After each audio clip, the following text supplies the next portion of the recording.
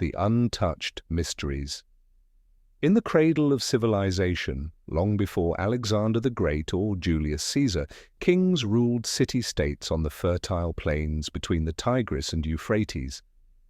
Their names echo through clay tablets and legends: Gilgamesh, Sargon, Hammurabi, Nebuchadnezzar, Ashurbanipal, Ur-Nammu, Naram-Sin, Tiglath-Pileser, Shulgi, and Cyrus.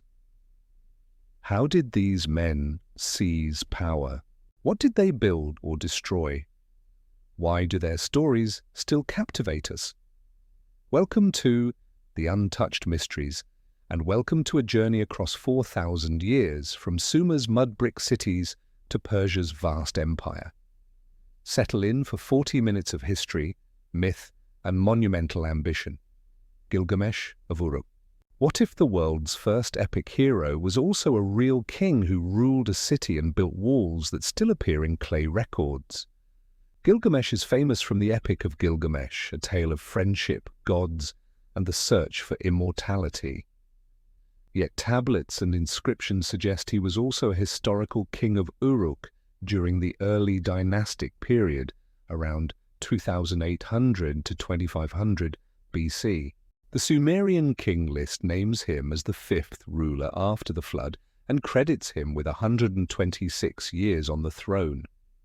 His father was said to be a king and his mother a goddess.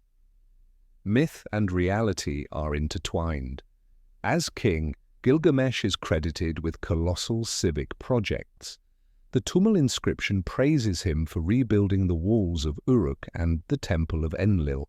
In one fragmentary epic, his own people rebelled against his harshness, yet he remained a mighty ruler who led Uruk to wars and victories. Another clay tablet recounts that after Gilgamesh died, his body was buried beneath the Euphrates. The river was temporarily diverted to create a dry grave and then allowed to flow back over his tomb. Such feats required organization and engineering unheard of in earlier times. Gilgamesh's fame endured because later kings revered him. During the third dynasty of Ur, rulers adopted Gilgamesh as a divine brother and worshipped him. The epic itself, while mythological, reflects concerns of real kings: the tension between heroism and mortality, the need to establish justice and infrastructure, and the fear of being forgotten. His heroic journey with Enkidu and encounters with the gods have inspired literature for millennia. But his historical legacy is the transformation of Uruk from a loose collection of villages into a walled metropolis. The story of Gilgamesh sets the tone for our series here on the Untouched Mysteries. Kings were not merely rulers, but myth-makers. And with his walls still echoing in legend, we move from Uruk to Akkad, where another ruler would redefine kingship: Sargon of Akkad. Imagine a foundling cast upon a river, rising to conquer all of Mesopotamia and create the world's first empire. According to legend, Sargon's mother was an Akkadian priestess who bore him in secret. She set him adrift in a basket on the Euphrates. A gardener or laborer found the child and raised him. The goddess Ishtar favored him, and he eventually became the cupbearer of the king of Kish. But Sargon was ambitious. Around 2530 BC, he overthrew his lord and captured Lugal-Zarge of Umma, proclaiming himself king of Kish.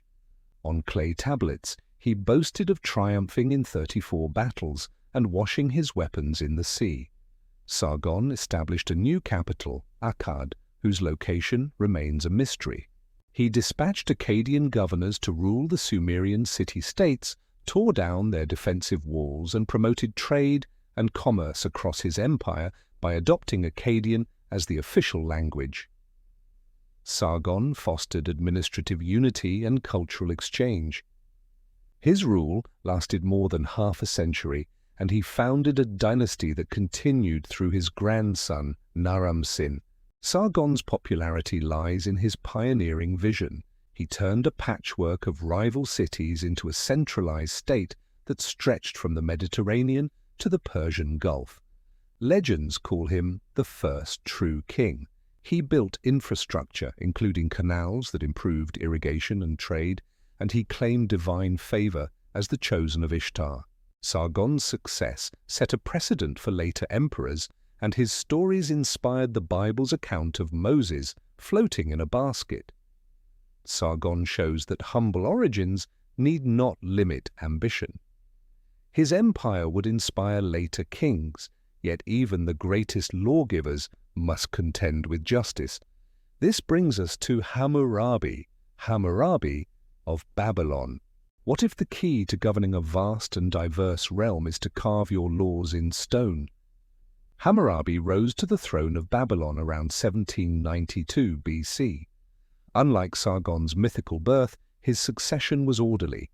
He inherited the city-state from his father and set out to make Babylon the dominant power.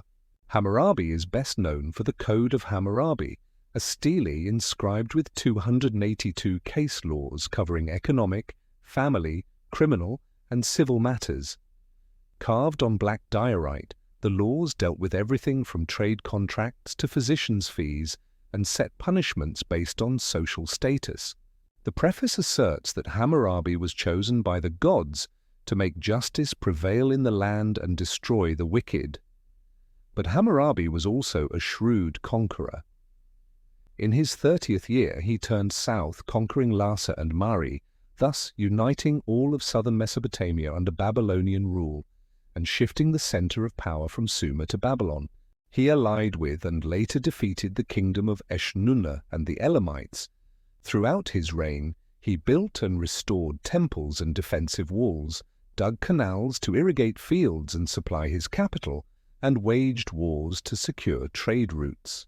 Hammurabi's popularity stems from the juxtaposition of conquest and codification. His law code, one of the most comprehensive collections from antiquity, influenced legal thinking for millennia. Yet, he did not see law and war as opposites. He used law to legitimize expansion, claiming to protect the weak and uphold divine order, even while subjugating rivals. The stele was placed in public spaces. While harsh by modern standards, the code sought consistency in judgment and offered remedies for injured parties. Hammurabi's laws codified the idea that kings had a duty to justice, not just conquest. Yet some kings are remembered not for their laws, but for their colossal monuments. Enter Nebuchadnezzar.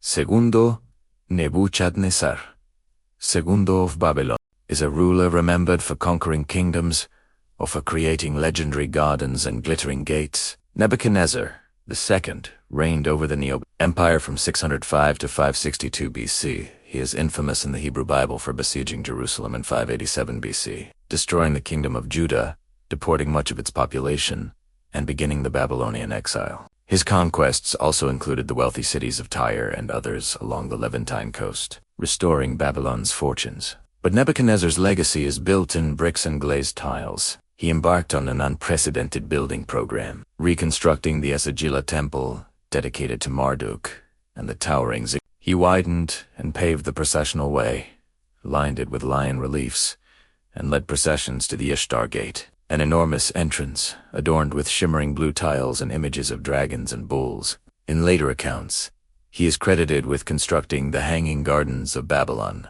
one of the 7 wonders, perhaps is a gift for his Median wife. Though archaeologists debate the garden's existence, the legend reflects his reputation as a builder of marvels. Nebuchadnezzar also fortified Babylon with double walls and reinforced canals. He promoted commerce and religious festivals, making Babylon a cosmopolitan hub, yet he demanded loyalty. When Judah rebelled, he responded with devastation. The exile changed Jewish history and inspired prophetic literature. In Mesopotamia, however, he was hailed as Marduk's champion, who restored the city's grandeur. Nebuchadnezzar's story combines brutality and beauty. He left ruined cities and dazzling gates. As we turn to our next king, a man who collected texts instead of bricks, take a moment to consider whether you're enjoying this journey through ancient history. If so, please drop a like and subscribe to the Untouched Mysteries. It helps us share more stories like these. Ashurbanipal, scholar of Nina. What happens when a warrior king becomes the world's first librarian? Ashurbanipal ruled Assyria from 669 to 631 BC. He is remembered for his military campaigns against Egypt and Elam, but also for something unprecedented. He was literate. Unlike many rulers, Ashurbanipal could read and write Akkadian and Sumerian. He mastered divination texts and boasted of his knowledge. Recognizing the power of information, he ordered scribes and soldiers to collect tablets from across Mesopotamia. Letters preserved at Nineveh show him writing to Babylonian cities, requesting copies of every text they possessed. He threatened those who refused. The result was the Library of Ashurbanipal, containing some 30,000 clay tablets and fragments. Its shelves held legislation, royal correspondence, financial records, omen collections, medical treatises, astronomical observations, dictionaries, and epics, including the oldest known copies of the Epic of Gilgamesh. To stock his library, Ashurbanipal used war booty. Scribes traveled with armies to seize archives from defeated cities. Ashurbanipal's personal education influenced his rule. He continued Assyrian traditions of conquest, but also styled himself as a priest-king who could interpret omens and consult ancient wisdom. His library preserved texts that would have been lost when Nineveh fell. The royal stashes uncovered in the 19th century revolutionized Assyria. Our knowledge of Mesopotamian literature owes much to this scholar. At the height of his reign, Ashurbanipal boasted of flaying rebels and lining city walls with their skin, a reminder that literacy did not temper Assyrian brutality. But he believed written knowledge anchored divine authority. In collecting and cataloging the past, he ensured his own legacy. If you're enjoying this exploration of ancient kings and their achievements on the Untouched Mysteries, we hope you'll like and subscribe so more viewers can join us. Let's continue to another lawgiver who built colossal temples. Ur-Nammu of Uruk. Could the world's earliest law code arise from a king renowned for building roads and ziggurats? Around 2112 BC, Ur-Nammu established the third dynasty of Ur-After, expelling the Gushans from Sumer, holding the titles King of Ur, King of Sumer and Akkad. He built the core of a new empire. Ur-Nammu's reign restored order. Dug canals, built roads, founded cities, and commissioned temples. He's credited with constructing the great ziggurat of Ura, a towering platform of mud brick dedicated to the moon god Nana. Other ziggurats across Mesopotamia followed his model, but his most enduring contribution is the Code of Ur-Nammu, the oldest known law code written in Sumer. Only fragments survive, but they reveal fines and compensations rather than the lex talionis, an eye for an eye. In epilogue, Ur-Nammu boasts that he eliminated enmity, violence, and cries for justice. The code speaks of widows, orphans, and free women, showing concern for vulnerable groups. Ur-Nammu's laws and building projects helped unify the region after decades of instability. Roads and canals facilitated trade and communication. His legal reforms standardized penalties and responsibilities. As a pious king, he dedicated temples to various gods and credited divine favor for his success. After Ur-Nammu's death in battle, his son Shulgi inherited a strong, centralized kingdom. Ur-Nammu's combination of public works and legal innovation set the stage for his son's remarkable reign. Let's meet Shulgi's more infamous grandfather, though, first to call himself a god. Naram-Sin of Akkad. What happens when a king declares himself divine and claims dominion over the entire world? Naram-Sin, grandson of Sargon, ascended the throne of Akkad around 20 to 54 BC during his reign. He faced rebellions and invasions, yet emerged victorious. After crushing his enemies, he adopted the titles King of the Four Corners of the World and Living God. An inscription records that his citizenry, impressed by his victories, begged him to do so. The titles signaled universal sovereignty and unprecedented divinity for a Mesopotamian ruler. Naram-Sin expanded the empire's borders into western Iran and northern Syria, campaigning against the Lulubi and kings of Elam. He erected a victory stele, showing him wearing a horned helmet, symbol of divinity, while scaling a mountain littered with defeated foes. The stele is one of the earliest artworks depicting a king as a god. Naram-Sin also standardized administration. He reformed accounting systems, established provincial governors, and appointed his daughters as high priestesses to cement the cult of Inanna and other deities. Yet his divine claims sparked controversy. Later scribes blamed him for the empire's collapse, saying his hubris offended the gods. A famous omen text portrays him consulting oracles before attacking a sacred city and being punished. Whether true or retrospective propaganda, these stories remind us of the precarious balance between divine kingship and piety. Naram-Sin pushed kingship into the realm of the divine, but later, Assyrian kings would perfect the machinery of empire through ruthless reforms and social engineering. One stands out: Tiglath-Pileser III. Can a king turn a seasonal militia into a professional war machine and reshuffle his provinces to crush dissent? When Tiglath-Pileser III seized the Assyrian throne in 745 BC, the empire was fracturing. He responded with sweeping reforms to break the power of regional magnates. He divided large provinces into smaller districts under royal governors and restricted the right to commission inscriptions, sometimes even erasing the names of rebellious officials. Centralizing the bureaucracy enhanced control and prevented governors from amassing independent armies. Tiglath-Pileser then transformed the Assyrian military. Previously, the army consisted of seasonal conscripts called up after harvest. Under his rule, it became a professional standing force with a specialized Kisar Sharuti unit of trained soldiers. He introduced ironed weapons, new siege engines, and units of cavalry and chariots. He also recruited soldiers from conquered regions and hired mercenaries from Babylonia, the Zagros Mountains, and Anatolia. Revenues flowed into maintaining this army and developing outlying provinces rather than lavish projects in Assyria's heartland. Perhaps most controversial were his mass deportations. Unlike earlier resettlements, Tiglath-Pileser deported tens or hundreds of thousands systematically to reduce local identities and repopulate underdeveloped areas. He aimed to prevent rebellion and supply laborers, moving whole communities, but ensuring their safety and using them as economic assets. These policies foreshadowed later imperial strategies across the Near East. On the battlefield, Tiglath-Pileser conquered vast territories: Babylon, parts of Syria, and the Levant. He promoted himself as the chosen of the gods and launched propaganda campaigns celebrating his victories. His reforms laid the groundwork for the Neo-Assyrian Empire. By professionalizing the army and re-engineering society, Tiglath-Pileser forged an empire that would dominate the Near East. Yet not all kings ruled through fear. Some, like Shulgi, promoted literature and called themselves scholars. Shulgi of yore.